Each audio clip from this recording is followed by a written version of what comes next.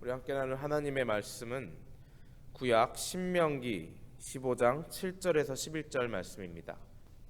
내 하나님 여호와께서 내게 주신 땅 어느 성읍에서든지 가난한 형제가 너와 함께 거하거든 그 가난한 형제에게 내 마음을 강팍히 하지 말며 내 손을 움켜쥐지 말고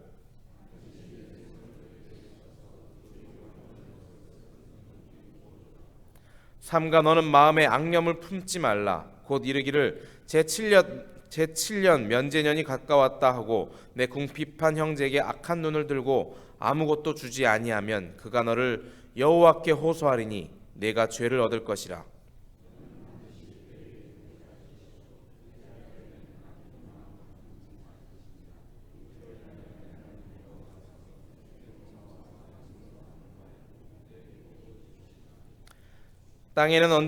함께 읽겠습니다. 땅에는 언제든지 가난한 자가 그치지 아니하겠으므로 내가 네게 명하여 이르노니 너는 반드시 내 경내 내 형제의 곤란한 자와 궁핍한 자에게 내 손을 펼지니라. 아멘. 우리 함께 옆에 분들과 샬롬으로 인사 나누시기 바랍니다. 샬롬. 서로 지난밤 평안하셨죠? 하고 평강을 기원해 주시면서 인사 나누시기 바랍니다. 날씨가 많이 추워졌습니다. 그래서 우리 많이 두껍게들 좀 입고 오셨죠? 우리가 아침에 좀 히터를 틀어서 따뜻하게 해야 될지도 모르겠습니다. 이제 점점 겨울이 다가오고 벌써 11월 달이 됐으니까 우리가 서로가 서로에게 샬롬을 물으실 때 정말 아픈 데는 없으신지, 날씨가 차가워져서 힘든 데는 없으신지 꼭 물어보시는 진지한 눈빛으로 샬롬 하시기 바랍니다. 그냥 건성으로 샬롬 하지 마시고 정말 평안하셨죠 하는 마음으로 하시기 바랍니다. 목사님께서는 오늘 나성 침례교회 새벽 집회 인도를 가셨습니다. 그래서 제가 대신 인도를 하게 됐습니다. 오늘 저녁에 수요예배는 물론 오시니까 여러분들 7시 반까지 꼭 교회에 와주시기 바랍니다. 자, 우리가 요즘 여러분들 경기가 어떠십니까? 살기 평안하십니까? 많은 분들한테 살기가 여전히 쉽지 않다라는 말씀을 듣곤 합니다. 비즈니스를 운영하시는 분이나 아니면 직장에 다니시는 분이시나 다 함께 우리가 아직 어려움 속에 현재 이 미국이 어려움 속에 빠져 있는 것 같습니다. 점점 살기 좋아져야 할 텐데 왜 이렇게 정말 힘들어만 지는지 잘 모르겠습니다.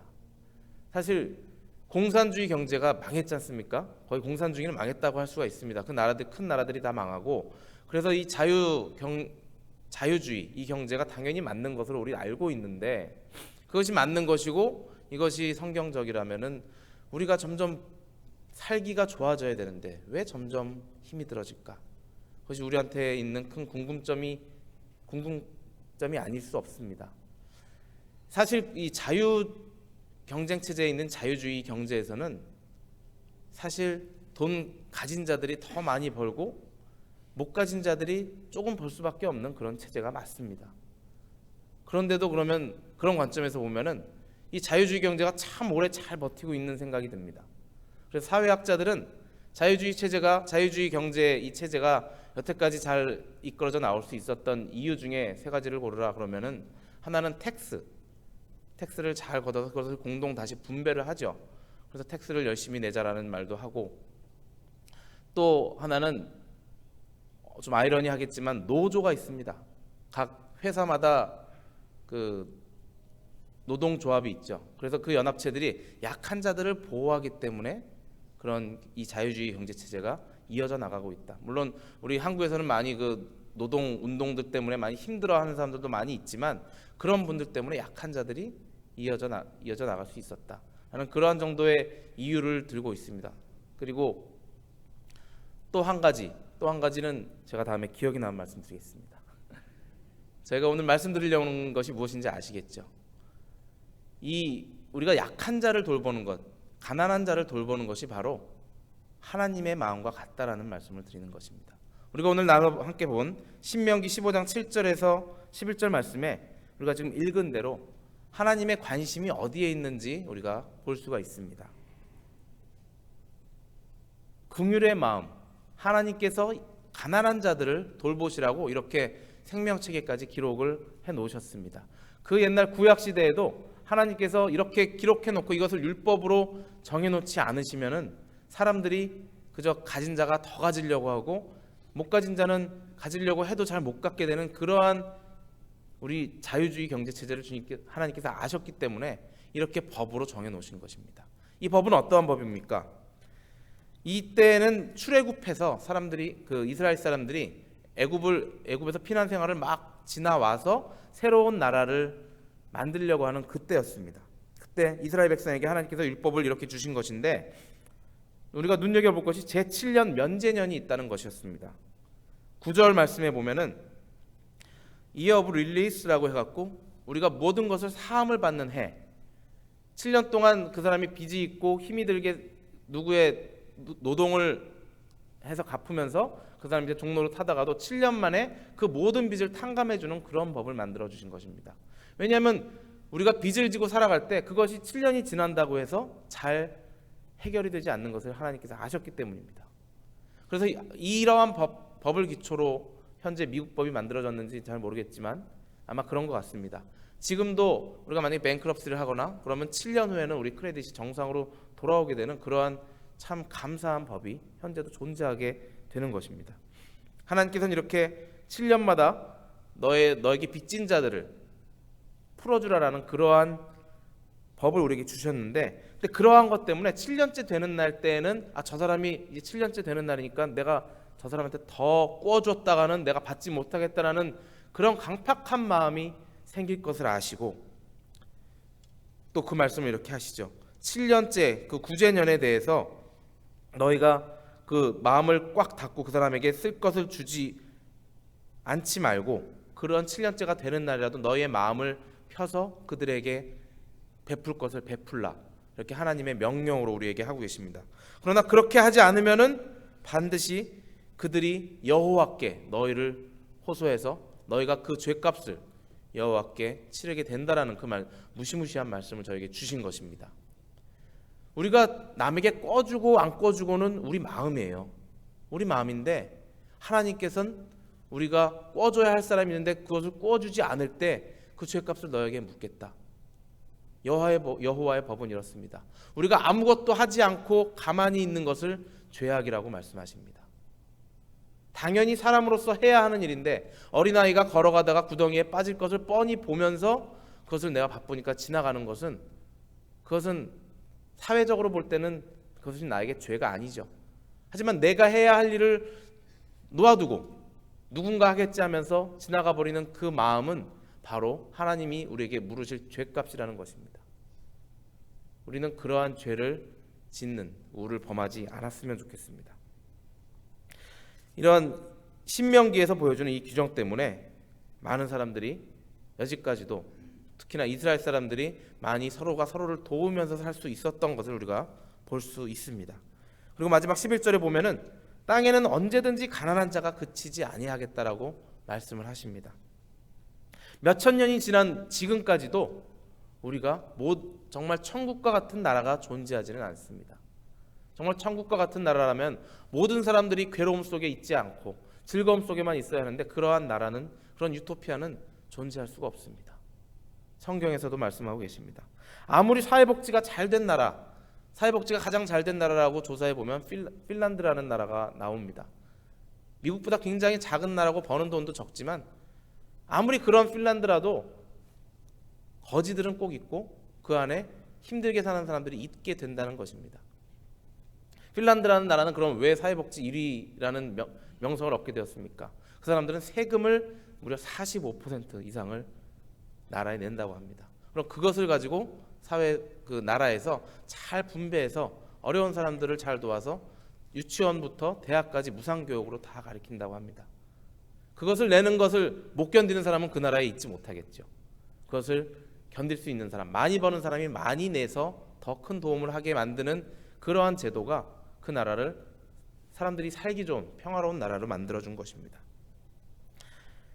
미국도 열심히 그렇게 하려고 현재 제가 믿기로는 오바마 케어도 그런 것 중에 하나가 아닐까 생각이 듭니다. 한국에서도 그 건강보험이 전 국민에게 이렇게 혜택이 돌아가게 되어졌기 때문에 정말 싼 값으로 많은 사람이 그 의료보험 혜택을 받고 있게는 되었습니다. 많은 또 부작용이 또 있기는 하지만 미국도 그러한 조금 더 살기 좋은 나라로 열심히 가려고 노력하는 것으로 알고 있습니다. 자, 그러면 이렇게 하나님의 관심사는 정말 꼭 가난한 자, 돈이 없는 자, 그 사람만을 바라보시는 것일까? 지금 여러분들이 현재 상황이 어떠신지 모르겠지만 나는 그냥 먹고 살만하고 나는 그냥 남들 도와줄만 하고 그러니까 하나님께서는 나에게 별로 그렇게 큰 관심을 갖지 않으시는 건가 생각하실 수도 있겠지만 우리 그럼 예수님의 관심사는 어땠는지 한번 같이 보고 싶습니다. 마태복음 25장 31절에 46절에 나오는 말씀입니다. 여러분들 잘 아시는 말씀이기 때문에 찾지는 않겠고요. 여기 보면은 세상을 심판하시는 하나님에 대해서 나옵니다. 세상을 심판하실 때 양과 염소처럼 오른쪽에는 양과 같은 사람들, 왼쪽에는 염소와 같은 사람들을 나누신다고 하셨습니다. 심판의 날에 양과 같은 사람은 하나님께서 사랑하시는, 잘했다 인정받는 그런 사람들을 말씀하시고요. 염소 같은 사람들은 하나님께서 뭔가 잘못한 사람들을 갈라놓으신다고 하셨습니다. 그럼 그 양과 같은 사람들이 어떤 사람인지 한번 우리가 보기를 원합니다. 양과 같은 사람은 주님께서 이렇게 말씀하셨습니다. 그런 사람들이 어떤 사람이냐? 너희는 그 사람들에게 이렇게 말씀하십니다. 내가 줄였을 때에 먹을 것을 주었고 목말랐을 때에 마실 것을 주었으며 나그네 되었을 때 영접했고 헐벗었을 때에 입을 것을 주었고 병들었을 때 돌보아 주었고 감옥에 갇혔을 때 찾아준 그런 사람들을 말씀하고 계십니다. 그리고 그 반대로 왼편에 있는 염소와 같은 사람들에게는 너희는 내가 줄였을 때 먹을 것을 주지 않았고 목말랐을 때 마실 것을 주지 않았고 나그네 되었을 때 영접하지 않았고 헐벗었을 때 입을 것을 주지 않았고 병들었을 때 감옥에 갇혔을 때 돌보아 주지 않았다라고 말씀을 하십니다. 이 양쪽에 있는 사람들이 다 제가 언제 그랬습니까? 라고 언제 주님께서 저에게 헐벗은 모습으로 오셨습니까? 언제 주님께서 병든 모습으로 오셨습니까? 저는 주님께서 오셨으면 당연히 대접을 했을 것입니다 라고 이 사람들은 얘기하지만 예수님께서는 이렇게 말씀하시죠. 내 주위에 헐벗은 자, 내 주위에 병든 자가 바로 나였다. 그렇게 말씀을 하십니다. 그래서 그 사람들에게 그런 한 명 한 명, 즉 어떤 사람들입니까? 소외된 자들에게 잘한 사람이 바로 양과 같이 천국에 가서 내 우편에 나와 함께 즐길 것이니라 라고 말씀을 하신 것입니다. 주님께서 우리에게 예수님의 그 모습 그대로 헐벗은 모습으로 가난한 모습으로 아픈 자의 모습으로 오신다면 우리는 당연히 나가서 예수님을 치료하겠고 예수님을 감싸드리겠고 예수님을 보호해드리겠죠. 하지만 예수님께서 말씀하시기를 너 옆에 앉아있는 그 사람이 지금 힘들 때 그게 바로 나의 모습이다. 그러면 예수님한테 잘하려면 어떻게 하는 것이겠습니까? 옆에 분들에게 그 사람이 필요한 것을, 그 사람이 만약에 헐벗고 있다면 먹을 것을 갖다 주고 필요하다면 돈을 꿔줄 것이고 그리고 아프다면 치료해야 할 것입니다. 이렇게 우리가 여기서 보듯이 예수님의 관심사는 가난한 자뿐 아니라 아픈 자, 병든 자, 아무리 정말 돈이 많지만 소외된 자가 있을 수 있습니다. 무슨 잘못으로 그럴 수 있지만 정말 돈이 많다는 이유 하나 때문에 외로움을 당하는 사람이 있을 수 있습니다. 그런 사람들에게도 저 사람은 돈 많으니까 뭐 알아서 하겠지라고 생각할 것이 아니라 그 외로운 마음을 찾아가서 위로해 주는 것이 우리가 해야 할 일이라는 것입니다. 그리고 당연히 돈이 없어서 괴로워하는 사람들에게는 내가 조금 남는 것이 있다면 아니면 내가 조금 쓸 수 있는 여력이 있다면 그들을 찾아가 나의 조그만 도움을 주는 것이 바로 예수님께서 원하시는 마음이라는 것입니다. 제가 또 많은 분들을 봤을 때 남에게 잘 베푸시는 분들이 꼭 돈이 많으신 분들은 아닙니다. 자기 열심히 벌어서 정말 우리가 세상 사람들이 인정해주지 않는 허드렛 일을 하면서 열심히 번 돈을 사회에 내고 또 이웃 사람에게 몰래 갖다 주는 그러한 선의의 행동을 하는 사람들을 우리가 많이 보아서 알 수 있습니다. 예수님의 관심사는 배고픈 자이고 목마른 자이고 가난한 자들, 힘없는 자, 소외된 자들을 주님께서는 지켜보고 계십니다. 그 사람들을 우리가 돌보지 않았을 때, 나중에 하나님을 만났을 때 천국에서 우리에게 그 책임을 묻는다고 오늘 말씀하고 계시는 것입니다. 그 사람들이 힘들어 울부짖을 때 우리가 돌봐주지 않는다면 그 책임을 여러분들 천국에 가서 어떻게 감당하시겠습니까? 사람들을 돌봐야 할 의무가 목사에게만 있는 것이 아니고 돈 많은 자에게만 있는 것이 아닙니다. 여러분들 모두에게 같은 책임과 의무가 있다고 오늘 말씀에서는 이렇게 이야기하고 계십니다. 이 세상은 예수님이 없어도 잘 돌아간다고 많은 사람들이 얘기합니다. 물론 믿지 않는 사람들이 이렇게 얘기하죠. 하지만 우리 믿는 자들이 예수님을 따라서 가난한 자, 배고픈 자, 힘없는 자, 소외된 자들을 돌본다면 이 세상은 더욱더 아름답게 더 잘 돌아갈 것입니다. 여러분들이 오늘 직장에 나가셔서, 가정에 나가셔서 힘든 자, 외로운 자 옆에서 보이신다면 그들에게 따뜻한 위로의 말과 따뜻한 격려의 말, 또 아픈 자들을 치료하는 그 마음으로 다가가 주시기 바랍니다. 하나님께서, 예수님께서 이런 사람들을 위한다는 것 우리가 성경에서 한 번 더 찾아볼 수 있습니다. 신약 91쪽에 나오는 누가복음 5장 27절에서 32절 우리가 함께 찾아보시겠습니다. 신약 97쪽입니다. 신약 성서 97쪽에 보시면 누가복음 5장 27절에서 32절 한 말씀을 함께 찾아서 또 한번 교독해 보겠습니다.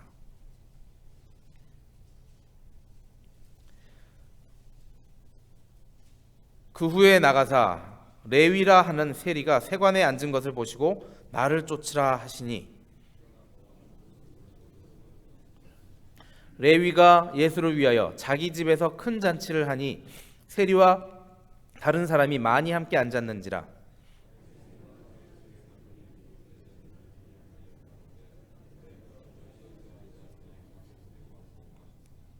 예수께서 대답하여 가라사대 건강한 자에게는 의원이 쓸데없고 병든 자에게라야 쓸데있나니. 함께 읽겠습니다. 내가 의인을 부르러 온 것이 아니요 죄인을 불러 회개시키러 왔노라. 아멘. 예수님께서 말씀하신 여기서 나오는 레위라 하는 사람은 마태를 얘기합니다. 마태복음을 집필한 마태라고 할 수가 있겠습니다.